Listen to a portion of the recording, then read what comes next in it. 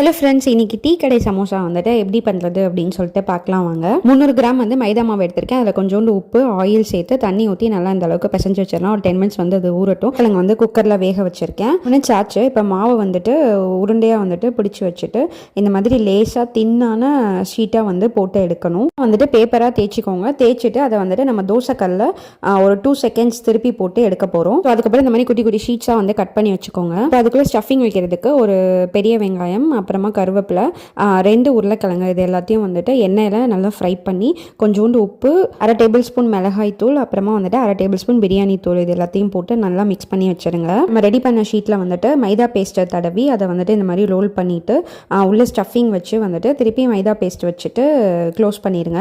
இது மாதிரி எல்லா ஷீட்டையும் வந்துட்டு ரெடி பண்ணிக்கலாம். சைடில் வந்துட்டு பேனில் எண்ணெயை சூடு பண்ணியிருக்கோம். எண்ணெய் வந்து நல்லா சூடானது 2 சமோசாவாக போட்டு எடுத்துடலாம். எல்லாமே ட்ரையாங்கிள் ஷேப்பில் வரல, ஷேப் மாறி மாறி வந்துச்சு. டேஸ்ட்டு சூப்பராக இருந்துச்சு.